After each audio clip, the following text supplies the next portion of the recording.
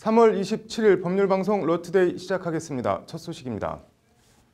법률방송 연중기획 법률용어 이제는 바꾸자. 오늘은 뭔지 알 것도 같지만 저 개인적으로는 한 번도 들어본 적도 써본 적도 없는 말, 지득하다입니다. 지독하다가 아니라 지득하다인데 무슨 뜻일까요?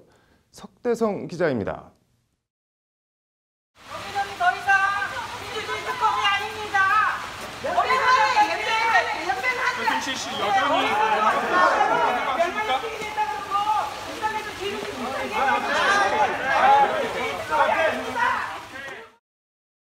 대통령을 등에 업고 민주 질서를 유린하며 나라를 좌지우지한 희대의 최순실 국정농단 사태. 국정농단 사태를 단죄하기 위해 만들어진 최순실 특검법. 이 법 제8조 특별검사 등의 의무에 관한 조항입니다. 제6조 제4항에 따라 파견된 공무원은 파견되어 직무를 수행하는 가운데 지득한 정보를 소속기관에 보고하여서는 아니 된다. 벌칙에 관한 같은 법 21조 3항엔 직무 수행 중 지득한 정보를 소속기관에 보고한 때에는 3년 이하의 징역, 5년 이하의 자격정지 또는 3천만 원 이하의 벌금에 처한다고 되어 있습니다. 지득하다. 전체 문맥을 보면 무슨 뜻인지 어렴풋이 짐작은 되지만 지득하다라는 단어 자체만 놓고 보면 과연 무슨 뜻인지 아는 사람이 있을까요? 시민들에게 물어봤습니다. 무슨 뜻 같으십니까?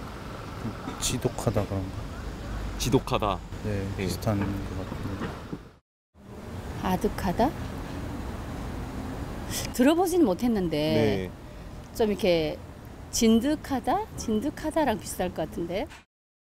당연히 태어나 한 번도 들어본 적 없고 써본 적도 없다는 시민이 대다수입니다. 이 지득하다 이거 태어나서 들어보거나 혹시 써본 적 있으십니까? 아니요, 한 번도 써본 적도 없는데 들어본 적도 없어요. 지득하다. 한자로 쓰면 알 지자에 얻을 득자를 씁니다.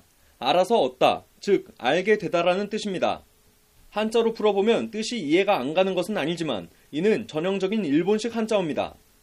일본말로는 시리에루라고 하는데 시리에루라는 일본어에서 한자 표기, 지, 득을 우리말 한자음으로 따온 국적불명의 표현입니다. 심지어 한자가 처음 만들어진 한자 종주국, 중국에서도 전혀 없는 한자 조합입니다. 중국에서는 이렇게 쓰시나요? 아니요, 이렇게는 안 쓰는 것 같아요. 그럼 중국에서는 알게 되다를 뭐라고 쓰는 거죠? 그냥 한국어로는 알다, 그냥 쯔다, 알았다는 뜻으로. 네. 특검법 제8조 3항 지득한 정보를 소속기관에 보고하면 아니 된다는 알게 된 정보를 소속기관에 보고하면 안 된다는 뜻입니다. 지득한 정보, 알게 된 정보, 어느 쪽이 더 쉽고 명확한지는 분명합니다. 그런데도 일본식 한자어에서 유래한 이 국적불명의 지득이라는 단어는 우리 형법과 통신비밀보호법, 국가보안법은 물론 수많은 지방자치단체의 조례 등 곳곳에서 여전히 쓰이고 있습니다. 지득하다. 일상에서 쓰지도 않고 단순히 어려운 한자도 아닌 일본어 표현에서 유래한 국적불명의 한자조어. 이걸 계속 써야 할 이유가 있을까요? 헌법도 쉬운 우리말로 바꾸겠다는 정부가 국회 제적의원 3분의 2 이상 동의와 국민투표가 필요한 사항도 아닌데 이런 말을 계속 우리 법안에 두고 쓰는 이유. 몰라서인지 알지만 무슨 이유에서든 손을 안 대는 건지 궁금합니다. 법률방송 석대성입니다. 지난 2000년 벌어진 전북 익산 약촌 오거리 살인사건의 진범이 사건 발생 18년 만인 오늘 대법원에서 징역 15년형을 확정받았습니다. 15살 어린 나이에 억울하게 범인으로 몰려 10년간 옥살이를 한 사람의 한과 인생은 어떻게 해야 되는 걸까요? 지연된 정의는 정의가 아니다는 법원이 있는데 국가란 무엇인가와 정의에 대해 생각해보게 만드는 판결. 장한지 기자의 심층 리포트입니다. 15살 소년이 억울하게 살인범으로 몰린 익산 약촌오거리 살인사건을 모티브로 한 영화 재심입니다. 나 아니잖아, 엄마. 엄마, 나 아니잖아. 나 아니잖아, 엄마. 사건은 지난 2000년 8월 10일로 거슬러 올라갑니다. 당시 15살 소년이던 최모 씨는 새벽 2시쯤 전북 익산시 약촌오거리 부근을 오토바이를 타고 지나가다 끔찍한 일을 목격합니다. 길가에 세워진 한 택시 안에서 택시기사가 온몸에 피를 흘린 채 쓰러져 있는 모습을 본 겁니다. 예리한 흉기로 12차례나 찔린 택시기사는 병원으로 옮겨졌지만 그날 새벽 숨졌습니다. 최초 목격자인 최 씨는 현장에서 남자 2명이 뛰어가는 모습을 봤다고 진술하는 등 경찰 수사에 적극 협조합니다. 경찰은 그러나 어이없게도 목격자 최 씨를 범인으로 몰아세웁니다. 택시기사와 운전 시비가 붙어 오토바이 공구함에 있던 흉기로 택시기사를 살해했다는 것이 경찰 수사 발표입니다. 사람을 12차례나 찔렀다는 최 씨가 입었던 옷과 신발 어디서도 혈흔은 나오지 않았습니다. 일찍 아버지를 여의고 다방 배달 일을 하던 15살 소년의 말을 믿어주는 국가기관은 없었습니다. 경찰은 최 씨를 살인범으로 발표했고 검찰은 그대로 최 씨를 살인 혐의로 기소했고 법원은 징역 10년을 선고합니다. 사건 발생 2년 8개월이 지난 시점에 경찰은 진범이 따로 있다는 첩보를 입수하고 당시 19살이던 김모 씨를 체포합니다. 김 씨는 경찰에 유흥비를 마련하려고 범행을 저질렀다고 자백합니다. 경찰은 당연히 진범 김 씨에 대해 구속영장을 신청합니다. 경찰의 구속영장 신청에 검찰은 발칵 뒤집힙니다. 김 씨에 대해 구속영장을 청구하면 엉뚱한 소년을 기소해 억울하게 옥살이를 시키고 있다는 것을 스스로 자백하는 것이 되기 때문입니다. 검찰은 결국 범인이 이미 검거돼 복역 중이라는 이유 등으로 김 씨에 대한 구속영장을 기각해버립니다. 10대 소년의 억울한 옥살이를 풀어주는 것보다 진범을 잡아 정의를 세우는 것보다 검찰 체면과 위신이 더 중요했던 겁니다. 그렇게 15살 소년이었던 최 씨는 만기 10년을 다 채우고 2010년 25살 청년이 돼서 출소했습니다. 세상과 담을 쌓고 두문불출하던 최 씨는 재심 전문 변호사 박준영 변호사의 설득에 2013년 3월 광주고법에 재심을 신청합니다. 법원은 2016년 11월 최 씨가 불법 체포와 감금 등 가혹행위를 당했다며 최 씨에 대해 무죄를 선고합니다. 검찰은 그제서야 진범 김 씨를 체포해 구속 기소합니다. 1, 2심은 김 씨의 기존 자백과 증인들의 진술이 일관되게 일치한다. 미리 준비한 흉기로 피해자를 살해한 사실이 인정된다며 징역 15년을 선고합니다. 대법원은 오늘 징역 15년을 선고한 원심 판결을 확정했습니다.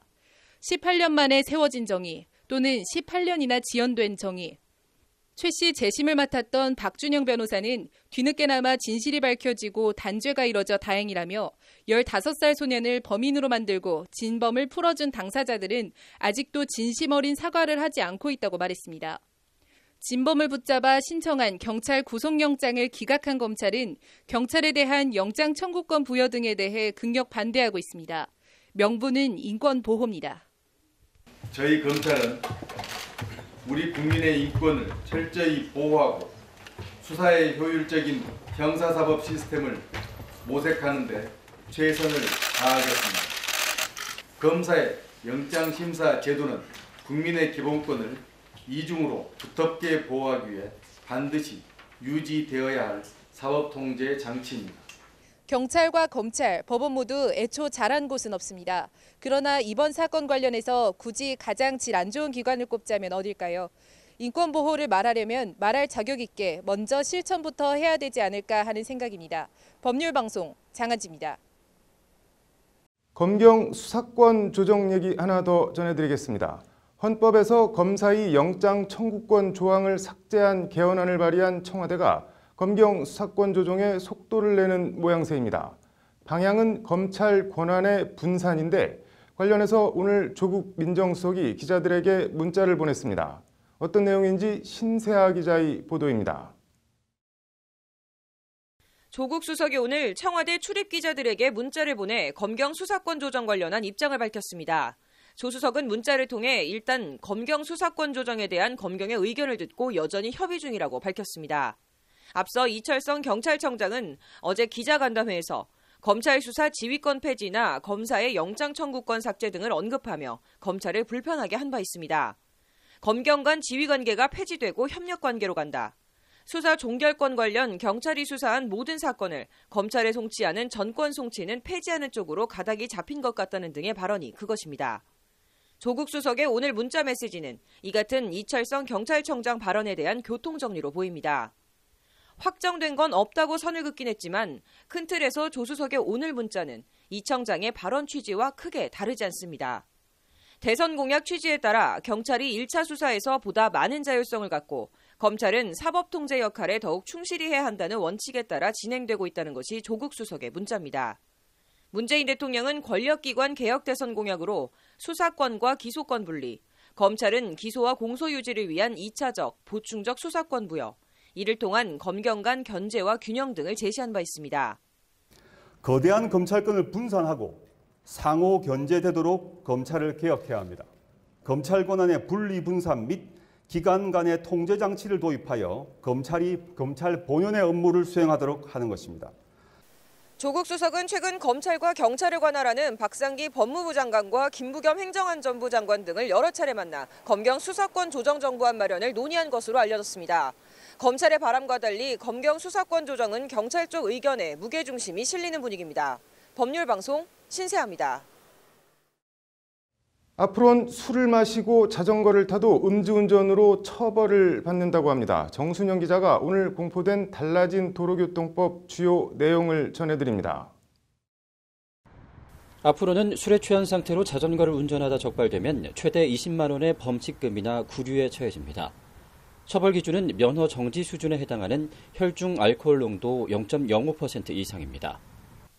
음주 자전거 운전 처벌은 외국의 경우 독일은 1,500유로, 우리 돈으로 최대 190만 원의 질서 위반금을, 영국은 370만 원 이하의 벌금이 부과됩니다. 일본은 더욱 엄격해 5년 이하 징역에 처해질 수도 있습니다. 지난 2016년 경찰청 여론조사 결과 83% 이상이 자전거 음주운전 처벌에 찬성하는 것으로 나타났습니다. 자전거도 차라 똑같은 관점에서 보면 음주를 하면 절대로 안 되겠죠. 자전거도 음주운전 같이 이렇게 벌금이 있다 그러면 아무래도 덜 하겠죠.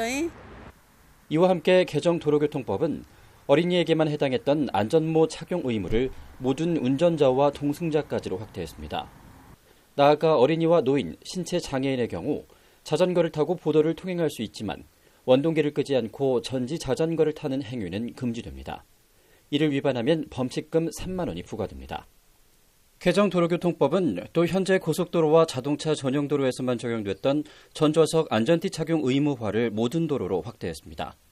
대상 차량은 택시나 고속버스 등 대중교통을 포함해 안전띠가 있는 모든 차량에 해당합니다. 경사진 곳에 주정차를 할 때에는 고인목을 설치하거나 바퀴를 도로 바깥 방향으로 해야 하고 위반하면 범칙금이 부과됩니다. 앞으로는 또 범칙금이나 과태료를 체납한 운전자에 대해서는 국제운전면허증 발급이 거부되고 자동차 등을 훔치거나 빼앗은 경우 면허가 임의로 취소될 수 있습니다. 개정 도로교통법은 6개월간의 유예기간을 거쳐 오는 9월부터 시행됩니다. 법률방송 정춘영입니다. 오늘의 판결은 사람의 얼굴을 하고 있지만 짐승 같은 마음, 말 그대로 인면수심의 잔혹한 범죄, 존속살인 얘기입니다. 경남 창원에서 벌어진 일입니다.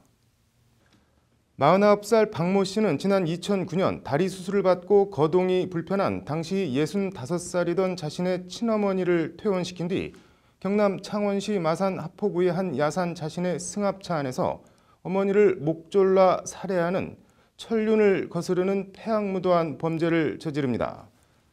살해 당시 박 씨의 어머니는 어떤 이유에선지 죽음을 예감하고 체념한 듯 아무 저항도 하지 않았다는 것이 경찰 수사 결과입니다.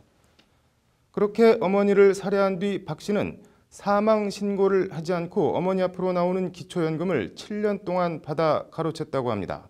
그렇게 받은 기초연금이 1,100만 원쯤 된다고 합니다. 어머니를 살해한 2년 뒤 박 씨는 생활비 문제로 말다툼을 벌이다 동거녀를 살해하고 시신을 바다에 던져 유기합니다. 동거녀의 시신은 아직도 발견되지 않고 있습니다. 1심 재판부는 자신을 가장 사랑해준 어머니와 아내를 최소한의 인간적인 고려 없이 필요성이 다한 물건을 버리듯 인면수심으로 살해했다며 박 씨에게 징역 30년을 선고했습니다. 박 씨는 처지를 비관한 우발적인 살인이었다. 양형이 무겁다며 형량을 더 깎기 위해 항소합니다. 2심 재판부는 박 씨가 같은 범행을 반복하지 않을지 우려스럽다며 1심보다 더 무거운 무기징역을 선고했습니다. 대법원 1부는 오늘 범행 후 정황 등 여러 사정을 검토해보면 원심 판결이 부당하다고 볼 수 없다며 박 씨에 대한 무기징역을 확정했습니다. 노모를 살해하고 7년간 받은 어머니의 기초연금 1,100만 원. 어렵게 사는 아들과 몸이 불편한 자신의 처지를 받아들이고 죽음을 예감하고 자신을 목졸라 죽이는 아들의 아무런 저항도 하지 않은 어머니. 참 먹먹할 뿐입니다. 이런 극단적인 경우까진 아니어도 사람으로 산다는 것, 사람의 도리에 대해 생각해 봅니다. 오늘의 판결이었습니다. 이어서 법조계 소식 전해드리겠습니다. 검찰이 내일 이명박 전 대통령 옥중 조사를 재시도합니다. 검찰 관계자는 변호사에게 조사를 받을 수 있게 이 전 대통령을 설득해달라고 전했다며 신봉수 서울중앙지검 첨단범죄수사 1부장과 송병호 특수 2부장이 구치소를 찾아가 조사에 응해줄 것을 요청할 계획이라고 말했습니다. 성폭력 혐의를 받고 있는 안희정 전 충남지사 변호인은 내일 오후 열리는 영장실질심사에 안 전 지사가 출석할 예정이라며 법원이나 검찰의 절차 진행에 협조하겠다고 말했습니다. 안 전 지사는 당초 어제 열릴 예정이었던 영장심사에 출석하지 않았고 법원은 심사기일을 내일로 다시 지정했습니다. 법원이 다음 달 6일 열리는 박근혜 전 대통령 국정농단 1심 선고 공판 방청권 공개 추첨을 내일 진행합니다. 추첨은 서울회생법원 1호 법정에서 오전 10시부터 열리며 방청을 원하는 사람은 신분증을 지참하고 직접 응모권을 작성해야 합니다. 법제처는 오늘 2018년 자치법규 자유정비 지원 대상 83개 지방자치단체를 발표했습니다. 법제처는 2014년부터 지난해까지 전국 243개 지자체의 조례 약 6만 9천여 건을 전수검토해 상위 법령에 맞지 않거나 법령상 근거가 없는 규제 등에 대한 정비안을 제공했다고 밝혔습니다.